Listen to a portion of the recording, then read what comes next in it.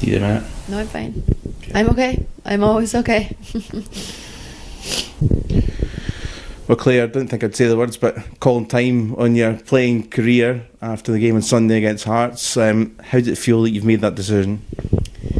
I think it's been a long time coming. It's been something that's been on my mind for quite some time now. I always had that 6-year-old in my head telling me to follow my dreams, but emotionally and physically over the last number of years I have really struggled in regards to football, and it's just not sustainable for me anymore, and it's I have to put my happiness and my well-being first, and I want to explore other opportunities and open a new chapter of my life. So it's something I am looking forward to. Obviously I'm going to miss the girls and being on the pitch with them, but it's time to put myself first. We'll come to all those reasons shortly, but I think everyone will want to look back in a positive sense of the number of years you've been at this football club, and you won't be disappearing either, which we'll come into as well. Let's just start back May 2015 when you first joined the club. I know you're probably thinking, I can't remember back then. You're kind of on the cusp of being a maybe potentially a full Irish international, playing in Ireland, so good at multiple sports in Ireland. Can you remember the approach Glasgow City made and the process of coming to the club? Reeling in the years, but so Denise O'Sullivan was playing here in 2015, and she had been in touch with me about coming over, and I jumped at the opportunity. Myself and Katie McCabe came over on trial at the same time, and they showed interest in both of us, and it was an opportunity that I didn't want to let down, and I jumped at it straight away, and within 2 weeks I think I was over, and I had signed my first professional contract. And then from there, very quickly you started scoring goals and quite quickly became a fan favourite. It seemed to be all at ease. Maybe having Denise Sullivan alongside, it felt like you kind of settled fairly easily, even though it was a completely different environment.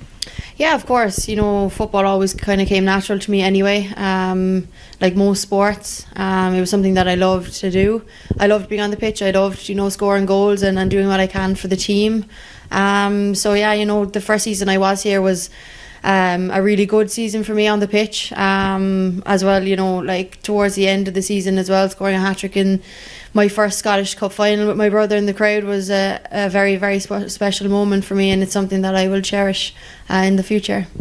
Yeah, I think that's probably the first big moment fans will remember as an iconic moment, was that cup final. A hat-trick in a cup final is something that doesn't come very often at all, and you've scored since, which we'll come on to. You scored an Irish Cup final too.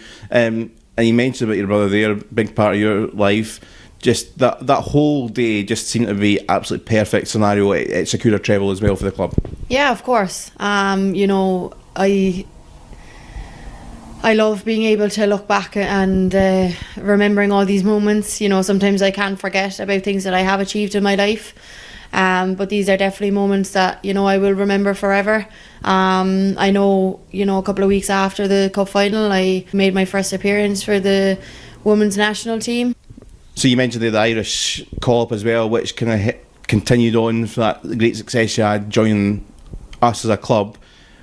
Going into 2016 was your first full campaign with City, and it was another strong squad, another season where City won a league title. You were very much involved with that. I remember opening day you scored the only goal in a win against Celtic, and big moments throughout that campaign. Talk about the journey of that season, your second season, your first full season at the club.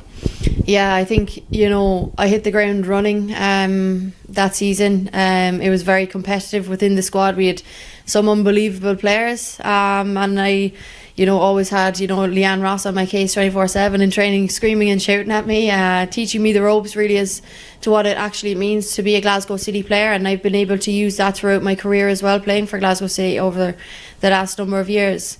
It was always really competitive, playing for Glasgow City, and I came away with a couple of goals as well that season too, which I obviously was really happy about. Between that end of that season and you came back at the start of 2019, obviously we know about stuff that happened off the pitch. What was the process like of finding your way back to Glasgow City? Because after that successful 18 months you did depart, go home, and various things happened, and then you came back. Yeah, so Scott had actually been in touch with me the year after I had left, but I wasn't in any condition physically and mentally to start my travels again with football. It took time away from the pitch to kind of appreciate what I had done and what I could maybe do in the future with regards to my football career. So when I had put a lot of time into myself and got myself back fit and was in like a good place, and Scott had been in contact with me, and I decided to make my move back to Glasgow City. It was a no-brainer. I felt like I had unfinished business over here too, and it was really welcoming as it was the first time with all the girls, and yeah, it just felt like I never left really. Yeah, and it was quite a stable squad. A lot of players that you'd played with were still there in 2019. Scott Booth at the time was head coach. That first game back, still in university, early doors of the season, and you got your goal as well in your return, and Petershill lit up and everyone was in to celebrate. That must have been a great feeling, that homely feeling. You were back at Petershill and you'd scored as well. Yeah, of course. Every game I do go into, I always want to score. I always want to do well for the team, and first game back, I can remember Nick played the ball in behind, and I don't know what I did, to be honest, but I managed to hit the back of the net, and everybody came in to celebrate, and it was a special moment for me too to be part of the footballing world again, in a professional environment, and it was a special moment, and it just kind of started me off on the journey again with Glasgow City. And then 2019, another league title won on your return. I think for me it's been around for a long time. The 2015 Cup final, I still think the hat-trick was incredible, but the 2019 Cup final, which we'll talk about forever, for as long as we all live, it was an incredible game, full stop, great crowd, full stop, but just talk through, you've been clinical as a striker throughout all your years, but just those moments to equalise for 3-3 and just that goal, that still gets replayed a lot. Where do I start? I think that season was such an unbelievable season for us. We had reached the quarterfinals of the Champions League, and coming off the back of the Bromby game, Lee making 3 unbelievable saves in the penalty shootout, and the season just went our way, and we worked extremely hard, and it was the last game of the season, and I think it got to about 70-80 minutes and we were all absolutely shattered, and I don't know what kind of came over me. I found some boost of energy somewhere and managed to make that run in behind, and thankfully it went in, and we were all able to lie down on the floor after the game and take in what an incredible year it had been for us. I think it was and will always be probably the best year of my playing career anyway, and it goes to show how close we were as a team as well, and the friendships that we were able to make and the memories we were able to make. I know there's only a couple of us left in the squad, and you always have these memories and you always get to look back on these incredible moments and be proud of what you have achieved. Yeah, I was going to touch the Champions League. We kind of rolled that into one really well. Just the excerpts towards the end of that season with that Champions League, reaching the quarterfinals, and you touched on the cup final being everyone on their legs almost at the end of their kind of energy 10 minutes ago. I remember at full time you were kind of absolutely out of on the floor. You're someone that gives 110%, and that's probably 10% too much, because you were absolutely done at the end of that cup final. Just the elation, but also just the toll of a season, I guess. Yeah, of course. That's something that I have struggled with as well over my playing career. The emotional and the physical aspects to football, and the demands and everything that comes with professional sport is something that I have struggled with. I'm extremely emotional after games, and I find it hard to find that balance between being overly high and after a loss or anything like that, and getting too low. I find it quite difficult to remain that balance in between, but I always did give 110% and always give my best for the club. You talk about the demands of professional sport in Glasgow City. You were been around the professional environment. Glasgow City has grown as a professional club but 2020 was a year which everyone struggled with, kind of the nature of COVID coming along. As athletes, particularly for yourselves, and we've kind of know kind of what happened with yourself during that year. How big was this football club and just football in general in a difficult time in the world for you to find your feet again?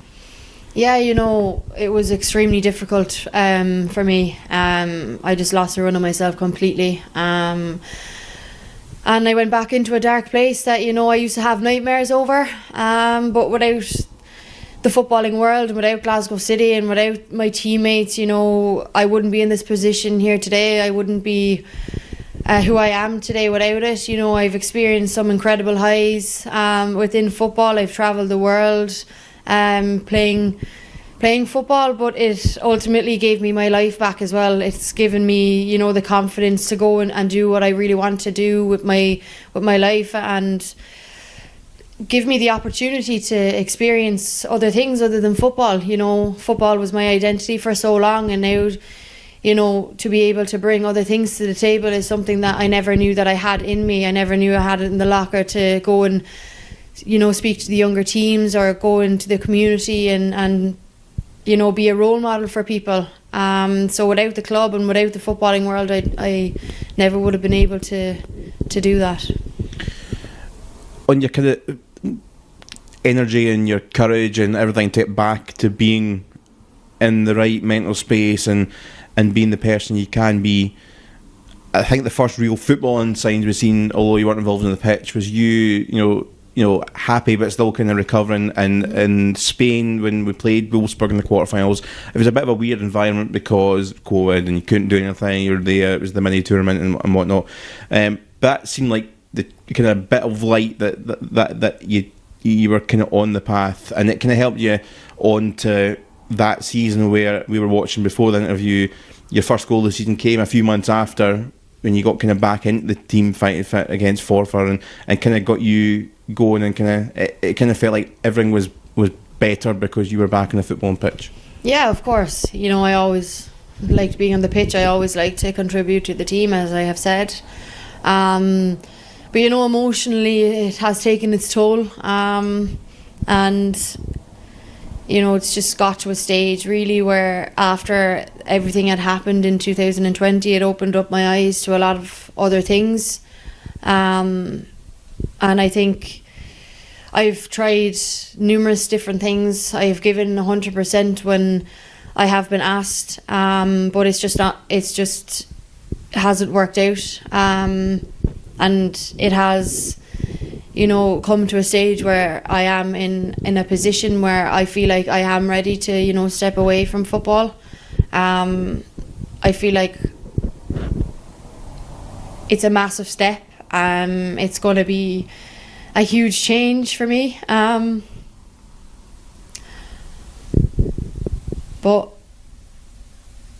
I know I will always have that support system around Glasgow City. I know I'll always have the girls and the staff and everybody who's involved in Glasgow City. I know, the friendships, the connections I've made here will be lifelong. And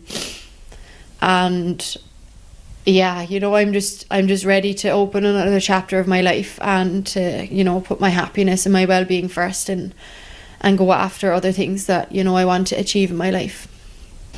Oh, well, part of that chapter is, as of last season, you've been our foundation, project coordinator while playing last campaign, and I think the best bit of news you can give to supporters and people that follow you, and I admire you so much, that you're still going to be around in Glasgow. You're going to be still wearing the badge, wearing our colours as part of our foundation as a staff member, with that badge and our Glasgow City Foundation, our charity side. Just talk about, as you've been finding yourself, you talk about finding yourself, how much joy you had going into the community. We've filmed and we've covered a lot of it. We've seen you at schools, seen you at Brownies, we've seen you at various events, speaking to girls and boys, as a role model about being a professional footballer, and kind of the life that, particularly young girls that, you maybe as a youngster thought maybe wouldn't happen, now can happen. Yeah, like I love going into schools. I love being part of, the community and being that role model for people. I love promoting the women's game, and I love promoting Glasgow City and letting people know what we're about. It's incredible as well to see, the mindset of the younger kids and hearing their questions all the time. And it's, I'm looking forward to being able to give, 100% to that, and to get into as many schools as I possibly can. I haven't been able to do so over the last year, since I have kind of come into this role, just because trying to juggle, the football and only being available really on my days off. Whereas now, it gives me a lot more flexibility to get in and to promote the women's game and promote Glasgow City as much as I can. So we're looking forward to that. We're going to be seeing you a heck of a lot more across different communities, and the kind of the joy from the kids particularly is great, and whatnot. You talked about as well how you've kind of found things, and things to do away from football. We touched on that. Kind of, is there anything else you're kind of dreaming big of doing, or want to do now that you've kind of found this path maybe away from being frontline playing football? Yeah, of course. I actually just enrolled in a life coaching course, which is starting next month, which I'm really, really excited about. It's something I'm really passionate about. Helping people reach their potential, achieve their goals is something, I think that comes naturally to me. And to just have the skills coming out of the course is something that I am really looking forward to. I want to, get into the public speaking and talking about mental health and other aspects like that. And, you never know, I might be go into the punditry role as well and get onto the co-commentary section with Glasgow City too. So who knows what's in front of me. I just, need to take this time to appreciate, what I have done over the last number of years, and, look forward to, where my life can go in the future. Oh, you're definitely hired for co-commentary. I am 100%. No problem. For our live streams. Just finally then, a kind of message. There's been a lot of fans, a lot of people that have watched you. There's been fans that have came in and started joining us, in recent years, but there have been fans, a lot of us, that have seen you from when you joined Glasgow City back in 2015 as a youngster. I think I was a youngster as well back then. Mm-hmm. So just a message for the supporters, particularly, hopefully come to see you potentially on the pitch the last time on Sunday. I just want to say thank you so much for all your support throughout the years that I have been here with Glasgow City. Through the highs and the lows, I felt the love from all of you. Over the next couple of months anyway, I'll be up sitting with you in the stands and celebrating what the girls are doing on the pitch. And I'm just really grateful, and I appreciate all your support throughout the years. So thank you so much. Okay, and just personally, been a wonderful footballer. You have been a great goal scorer. I've lost my throat so many times in commentary. Great human being. Mm-hmm. Been a pleasure, and thank you very much for sticking around, and you've been a wonderful credit to this club. Thank you. Thank you.